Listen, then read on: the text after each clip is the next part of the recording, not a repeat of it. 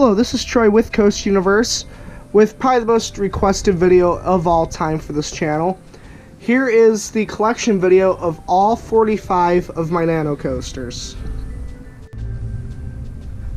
These are all organized by park. I will be going through them by park. I'll probably go say which one's the most and least difficult with each of the parks, and then I will put them back up on their shelves as I go along. For the first group of Nanocoasters, I'm going to start off with which is by far the largest group. There are 9 or 10 different Nanocoasters, and overall I actually have 12 because I have a double of the Gatekeeper and the Dragster, one in color and one not in color. But I have them in increasing difficulty from the left to the right, the Blue Streak being the easiest, followed by Magnum, Millennium, Valraven I put somewhere in the middle. Dragster's in the middle because the tower's a bit difficult. If you haven't seen that video, I will link that in the description. Well, you know what? Just go check out the playlist. I'll link the playlist in the description. I think that'd be easier because you can see all of these Nanocoasters except the Millennium Force one get built in video. But the Millennium Force one was my first Nanocoaster, so there is no video on that one, but the rest of these there are. Now, when it comes to the Cedar Point ones, working down difficulty, the Maverick one's not really that difficult. There's just some awkward parts like the horseshoe roll. That's a little bit of an awkward part of the coaster. And then you go down Gatekeeper, it's just a lot of tight pieces and kind of some bit awkward parts because you can see there's some things that fit over itself. Oh, I never noticed that that support's in the wrong spot. I will have to fix that after the video. But then the hardest is definitely Raptor and Rougarou with their final helixes and whatnot. It's just an incredibly difficult section to try and work on with how neat you need to be with them. But overall, these are all the Cedar Point ones. And you can see 1, 2, 3, 4, 5, 6, 7, 8, 9, 10, 11, and 12. But again, there are only 10 different ones. I just have duplicates of Dragster and Gatekeeper. Alright, we're going to move on to the next one, or the next section of Nanocoasters. The next group is the Six Flags Great America group. Now, of the Nanocoasters made, I am missing the X-Flight one right now. It should be on its way, so there should hopefully be a video on that within the next month. But as of right now, we have Max Force, which is the easiest, which you can tell why, because there's, compared to the other two, there's not quite as much to it. Then the next hardest, or easiest, the middle one of the three, is Goliath, which is my personal favorite of the three. It just looks, I love it. And then Raging Bull, which is definitely the most complex, a little bit difficult in parts, especially the twister part down at the end of the coaster. But overall, another good coaster. I mean, these two are definitely my favorites so far from Great America. Max Force one's okay, but just due to the fact the ride itself isn't exactly that big or that long, and I'm not saying it's a bad ride, but it's just not that long a ride, doesn't make for as interesting of a Nanocoaster as some of the other ones are. Now that we're done with the Great America ones, we'll move on to probably the King's Dominion ones. That looks like those are next. So far, King's Dominion has only released 2 Nanocoasters, which is the I-305 and the Twisted Timbers Nanocoasters. Now for the difficulty, they're pretty even. I'd say maybe the I-305 would be a little bit harder, just because of the lift hill, but other than that, they're pretty equal difficulties for beginners. Next, I'm going to move back to the middle section, which is just miscellaneous ones that didn't necessarily have, well, they don't have like a part collection, so I'm kind of lumping them together to be combined. So this next group consists of Steel Force, Cyclone, Steel Curtain, and Sheikra. Actually, hold on one second, I'm gonna grab Apollo's Chariot as well. Apollo's Chariot will go down at this end. So from increasing difficulty, I would definitely give it the Steel Force and Apollo's Chariot. Those are pretty equal. It's like their turnarounds are different but have the same premise to them. So those are about equal. Now, these other 3, these are all hard ones. So if you're going to start off with one, I would not recommend either of these 3 for a beginner one. On the Cyclone, I remember there was some difficulty, and I can't remember exactly what made it difficult. I mean, if you look close, there's a lot of crossing over. It's in a really tight space compared to the rest of them. I just compare it to the size of the rest of these. It's one of the smallest Nano coasters. Well, for the size anyway. The Steel Curtain one, it's just a lot of weird elements and really tight crossings makes that one difficult. And then the Sheikra one's one of the original Nano coasters, so kind of more primitive to the rest. Some things aren't quite designed as well as they could have been, but again, I believe this was the first designed Nano coaster, other than maybe the Racing Coaster, which also was sold as Thunder Road, which you'll see here in a second. But we're gonna get moving on to Kings Island. Well, no, I'll do these ones up at the front first. So I'll do Kentucky Kingdom, and then kind of this right side, and then I'll do Kings Island last, because Kings Island has the second most Nano coasters for an amusement park. So next is the Six Flags Over Georgia. I'm kind of at a weird predicament with this one, because as you can see, 2 of them are not built yet. But I had no other choice other than doing this video now, because with the Coast Universe Preservation Museum, we are doing a display up at the Grafton Midview Public Library in Grafton, Ohio. And the Cedar Point ones will all be missing until February. And I know I meant to get this video out at the end of last year, but I still have Nano coasters that need to be built, but I figured it'd be better to just show them in the box rather than waiting a whole nother month and a half before I'd actually be able to get this video out. But just judging by these pictures, I'm guessing that the Mindbender is probably going to be the most difficult of these 3. Goliath will be pretty much like a standard B&M Hyper for difficulty level. And then Twisted Colossus was a fairly easy one. It's the Twisted Colossus is very aesthetically pleasing. It's one of my favorite Nanos just because of the aesthetics of it. It may not be showing the layout the best because, again, with RMCs it's kind of hard to show the inversions. Like, you can also see the Storm Chaser behind it, which, again, you can't really tell the inversions and too defined on it. But it's just very, very aesthetically pleasing. So I'm going to move on to Kentucky Kingdom, and then I'll kind of do this right side, and then I'll finish off with Kings Island. So here are the Kentucky Kingdom Nano coasters, starting with Kentucky Flyer. Definitely do not judge that coaster by its size. It is an incredible little roller coaster. Then you have Storm Chaser, and then Lightning Run. Again, going in increasing, or easiest to hardest. Kentucky Flyer is actually a really good beginner Nano coaster, along with the Mystic Timbers ones. If you want to kind of dip your toes in them, those are definitely probably the easiest 2 of all of them. Because, I mean, they're low to the ground, so, I mean, it's pretty easy to bend them into shape. But I'll go through that at the end. I'll pull out the easiest and the hardest ones just to kind of give you an idea. But Storm Chasers, again, not too hard. Again, nice low to the ground. And Lightning Run's getting up there. That one's starting to get a little bit more difficult. Not the hardest, but also not the easiest. Next are the Carowinds Nano coasters. You have Thunder Road, which is probably, again, one of the easiest Nano coasters out there. You have Fury, which is pretty medium, and then Copperhead Strike, which is getting decently complex. Now with these, I believe the Fury one is now discontinued. I did not see it on my last visit, but the Copperhead and Thunder Road ones are still available. I know that at one point the Fury one was released in color, so I mean that would be something that I would recommend over the just steel colors. It's now that I've seen them in color, I have become quite accustomed to the colored Nano coasters. They really do make a difference. The only thing I'd really like to see with the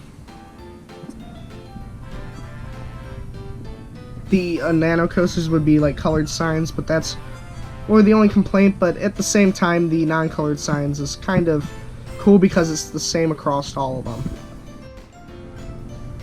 Here we have the Magic Mountain Nano coasters. Currently I am missing 2, which is the Full Throttle and West Coast Racers. As of right now, in order, X2 looks like X2 is the easiest. Tatsu would be medium in this case. That one's still a bit of a difficult one, but in this case it'd be the medium. But again, that's not an easy Nano coaster. and then Goliath is the most difficult because of that twister section. If you notice a common theme, if it has a twister section, it generally is the most difficult of the Nano coasters. Now, from what I've seen, the West Coast Racers is by far the hardest of the Magic Mountain ones, and arguably probably the hardest Nano coaster overall to build, just because you have two tracks tightly interwinding. And the Full Throttle one, I have not actually even seen a picture of. I know I've seen pictures of the box, but I haven't seen pictures of the completed model, so I cannot vouch at all for that one.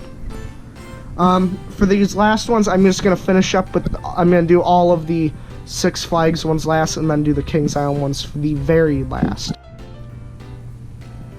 So now we're to the Six Flags ones. You have Six Flags Great Adventure and Six Flags Fiesta Texas. The Great Adventure are the left three, and then obviously Wonder Woman is Fiesta Texas. Now, when it comes to difficulty, these are all pretty equal, I'd argue. Nitro's, even though it's a B&M Hyper, that's probably one of the hardest B&M Hypers because it's such a massive Hyper. The Helix going into the brake run is just an incredibly hard and tight thing to get in there. And then the return run is just kind of a weird, slow curve. It's kind of hard to get, or I shouldn't say hard, but obnoxious to try and get shaped properly. And like this whole segment here is all slightly curved all the way through. Wonder Woman, again, twister layout, really tight, everything to do with this coaster. So that one's a bit difficult. And then El Toro, just this kind of endings, a little bit hard. The turnaround here, just trying to get to line up perfectly for the return trip. And then King Dakota, just like the Dragster one, it's the hill. Overall, I'd say that's probably the easiest of these four. But again, that Top Hat hill is not the easiest to do. Now, I'm going to bring you over to the Kings Island ones and finish off the video. Now, here are the Kings Island Nano coasters. As you can see, there are 7 of them. You have all of their B&Ms, the Arrow, and 3 wooden coasters. However, I'm expecting there to probably be a racer release eventually, because, I mean, they do already have that Thunder Road one, which is identical to the racer. So, and I could very well see that being released at Kings Island at some point, along with maybe, I'm not entirely sure what else could be released. Maybe the Arrow Suspended the Bat. I could maybe see that one. Other than that, I don't see any other coasters that could be possibly released in the future from this park. But Mystic Timbers is one of the easiest Nano coasters I've ever made. And then we go gradually make our way down to the end to Vortex. Definitely the hardest Nano coaster ever made so far. Again, I haven't done the West Coast Racers one, but the Vortex one... Sorry about that, the battery just cut out, and it's been a while since I actually started the recording, and I forgot what I was talking about. So, I guess I'll just wrap it up with the Kings Island ones and say, of the Kings Island ones, if you were to do one to start off with, but you're looking for also a really aesthetically pleasing one, I would suggest probably the Son of Beast one, because I've seen the Beast one in color, and I'm partial to the Steel one. But other than that, the rest of these I think look better in color. That's, I'd say, the only Nano coaster I think really looks... Okay, let me rephrase that. That one and the Thunder Road Nano coaster are probably the 2 best ones, and the only 2 that I wholeheartedly believe should be bought as stainless steel color opposed to in color. But I'll finish off the video with picking out my favorite Nano coasters, and then I'll say goodbye. As for the Nano coasters go, I like them a lot, or of course, or else I wouldn't have this many of them. But when it comes to the Nano coasters, pretty much what makes them my favorite is just purely on their looks, not necessarily if the ride itself is that good or whatnot. Pretty much it just goes to how good it looks on the shelf, how well it displays. And I'd say that these 5 right here in the front, the Vortex, Cyclone, Gatekeeper, Goliath, and, well, Goliath, are probably my favorite 5 Nano coasters, at least as of right now. Because, again, these 2 Nano coasters I still haven't built yet. The X-Flight's still on its way. And there's still quite a few other ones out there that I haven't built yet, like Six Flags New England's, most of the Texas ones outside of Wonder Woman over here. So there's still quite a few Nano coasters I'm missing. Another one that I like a lot, not quite my top 5, but is definitely the Steel Vengeance one. Again, the Son of Beast one's another good one. But overall, I'd say these are probably my top 5. The Vortex, mainly it comes down to, like the Vortex, when there's a lot just going on in a very small space. Again, you can kind of see that the Cyclone is just a lot going on for how small it is. And plus, I have a little, kind of a soft spot for wooden coasters, especially the old ones. So, anytime that has to do with an old coaster, it's going to fall into my soft spot. But Gatekeeper, the original one was one of my first Nano coasters. Obviously, the colored one's the newer one, but I also do, again, have the non-colored one. Again, I do like the colored a little bit better, but the pure silver is still pretty cool. Goliath, just again, very aesthetically pleasing. I'm sure once I get the Titan one, if I get the Titan one, I'm sure that'll be pretty much the same spot on the list because, again, the coasters are nearly identical. I think the only difference is Titan has an added helix. And then this Goliath, ironically, both Goliaths end up on my top 5 list. But this Goliath, again, just wooden coaster, very aesthetically pleasing. I know it's a modern one, but still very aesthetically pleasing. And again, a close one to my top 5 list is definitely Son of Beast. Again, wooden coaster, kind of hits that soft spot. But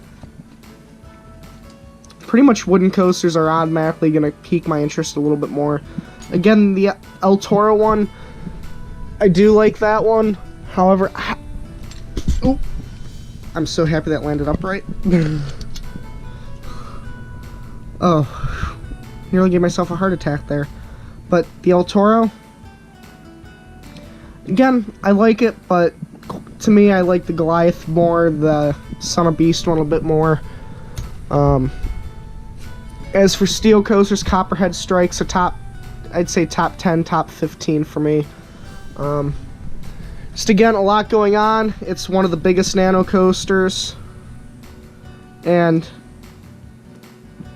that one kind of holds a special place in my heart as well, just for the fact this is the only Nano coaster that I did not actually build at home. If you remember the video, I actually built it on the beach down in South Carolina at Hilton Head. Again, you just have a lot of these other Nano coasters. Again, all really good Nano coasters. And if you're ever gonna get a Nano coaster, I'll do like a top 5, top 10 list for the